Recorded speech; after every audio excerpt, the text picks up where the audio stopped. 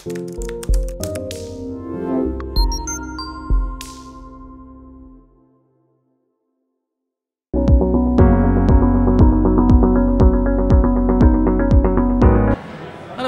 here at our SDNcast. First of all, please introduce yourself. Who are you? Where are you from? And what are you doing here at TEQnation? Hi, so I'm Claire Thornewill. I work for Cognizant at Centric, and I am officially a web performance consultant. I would say it probably doesn't cover exactly what I do. I'm trying to raise awareness about how the internet and everything that's on the internet is maybe not as green as we all might think. And that's what I'm doing here. I'm not really a technical person, but I'm here to raise awareness because I think this is a whole community of people who are building things daily that maybe they're not aware that it can have an environmental impact. So you're here not with a technical talk, but with an awareness talk about sustainability and how green websites are. Is that correct? Yeah, basically. Trying to raise the awareness in the tech community about sustainability, yes. And what is one of the points that we as developers don't take in account? I would say probably the biggest thing is that technology doesn't have a tangible carbon footprint. You don't see it. We don't have laptops that you see the emissions coming directly out of your laptop. It's somewhere else, it's in the cloud, it's in the data centers. And I think data centers get a really bad rap about, they're the ones producing the carbon emissions. But for me, the big question is, we should be asking ourselves why we need so many data centers and so many servers. Why at all? And the answer is we are the ones creating all the data that needs to sit there. And for me, the big question is when does it stop? When do we stop creating so much data? When do we stop needing more and more data centers? I mean, at what point are we going to be in a world? When is it enough? Yeah, when is it enough? Yeah, okay. Are we going to be in a world that's just data center, deserts of data centers? And you already said it's very hard to measure, but yes. What is your message, and how can we try to measure, and how can we do better? It's a really tough question. So I mean, there are a lot of discussions going on, particularly with the Green Web Foundation. There's also the W3C, which I'm part of the working group for sustainability, trying to map out the best practices, for me mostly in product management. And there's a really big community that's talking about how we measure, what we measure, and I mean, it's super complex, and there are so many different things. It's on the front end, the back end. I would say, try and get educated as much as possible and look into what makes sense for you. Mm-hmm. And I think the Green Web Foundation is a very good place to start. It gives you an overview of how the emissions are even produced and what can be measured. There are discussions, at the moment, so for example, I work more in websites, so we're looking at, kilowatt hour per byte, okay. Which is a type of measurement.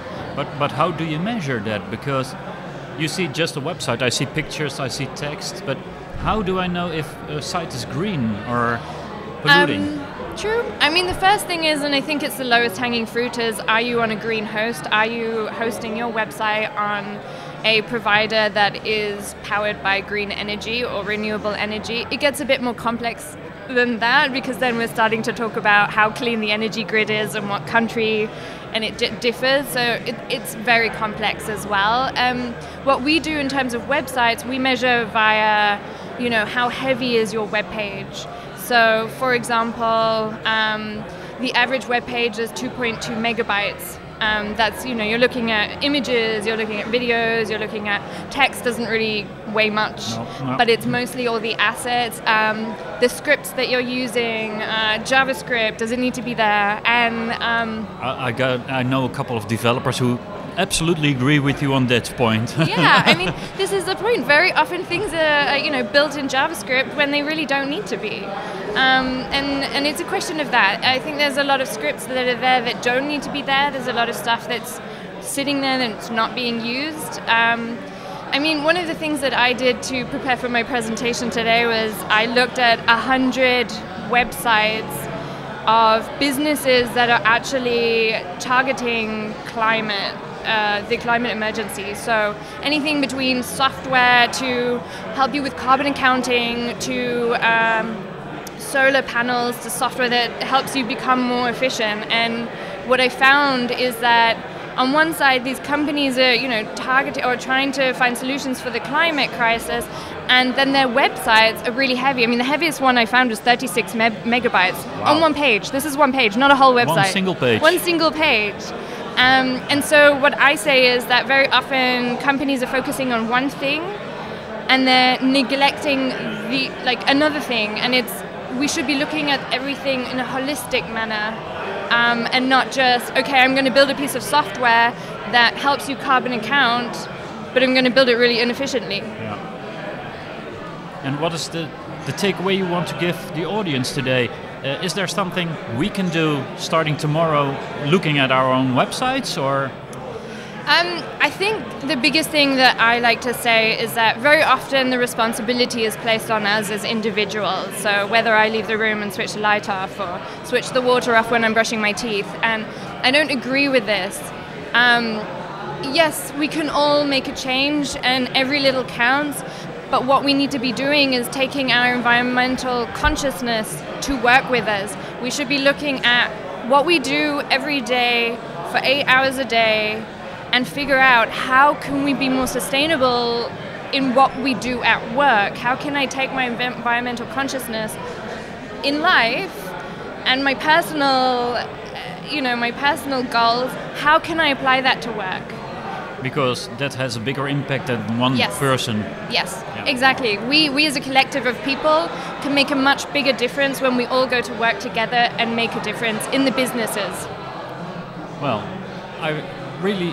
it's an eye-opener for me to look at it like this, because I didn't think about websites that much, because internet is getting quicker and quicker every day. So as a developer, we don't usually take into account how big our sites become, because our clients can download it either way. Yeah, I mean, that's the point, right?